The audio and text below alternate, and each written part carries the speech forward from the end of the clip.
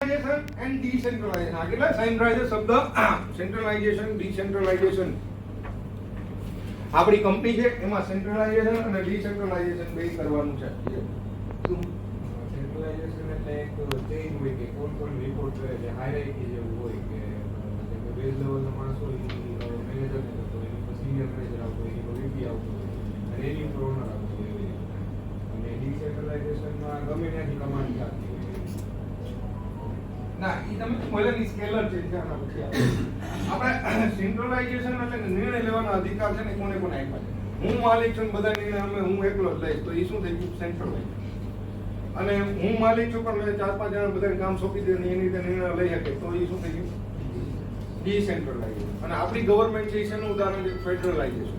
શેનું ઉદાહરણ છે? એમાં લેવાનો હતો ટોપિક માં લીધો ને, એ ફેડરલાઇઝેશન ઉદાહરણ છે. એટલે કે કેન્દ્ર સરકાર જો દિલ્હીથી મોદી સાહેબ બધું ચલાવે, એ શેનું ઉદાહરણ છે? એ સેન્ટરથી નિયમ લે છે એટલે સેન્ટ્રલાઇઝેશન છે. પણ એને ડિસેન્ટ્રલાઇઝ શું કહ્યું છે? State government. કોઈ સ્ટેટ ગવર્મેન્ટ પોતાની રીતે નિર્ણય લે છે. બરાબર છે? એટલે આ આખું એકચ્યુઅલી બે ભેગો કોમ્બોને શું કહેવાય? ફેડરલાઇઝેશન.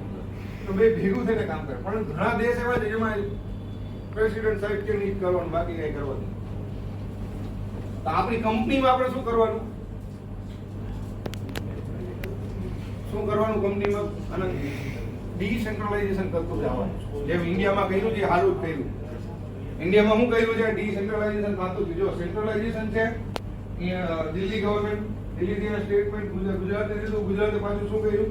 આરએમસી ને જેએમસી ને બધું બનાવીને નીચે મ્યુનિસિપલ કોર્પોરેશન ને દઈ દીધા, કાઢતા તમારે અમારો.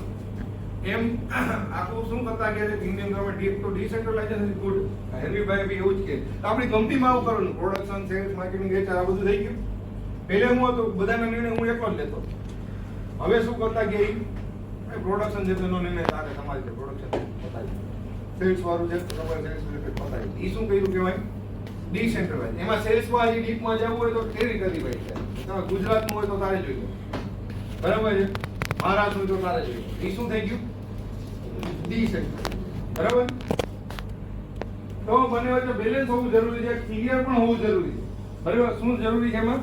સેન્ટ્રલાઇઝેશન અને ડિસેન્ટ્રલાઇઝેશનમાં બેલેન્સ હોવું જરૂરી છે. યસ ભાઈ. અને શું જરૂરી છે બીજું? ક્લિયર હોવું જરૂરી કે સેન્ટ્રલાઇઝ કેટલું રાખી શકતા. અમુક કામ તો હું મારી રીતે રાખીશ, જેમ કે નવી ફેક્ટરી ચાલુ કરવી, નવું ટાઈપ કરવું, નવી પ્રોડક્ટ ડેવલપ કરવી, એ હજી સેન્ટ્રલાઇઝ રાખીશ. ડિસેન્ટ્રલાઇઝ શું કરીશ? તમારા ડિપાર્ટમેન્ટમાં તમારે ખરીદી કરવી હોય તો કરી લો, તમારા ડિપાર્ટમેન્ટમાં તમારે માણસ રાખવો હોય તો રાખી લો, તમારા ડિપાર્ટમેન્ટમાં કેલ્ક્યુલેટર લેવું હોય તો લઈ લો, જે કંઈ કરવું હોય. બરાબર છે? તો એ બધું શું કરવું? ડિસેન્ટ્રલાઇઝ કરવું. તો આમ ક્લિયર કરવું છે.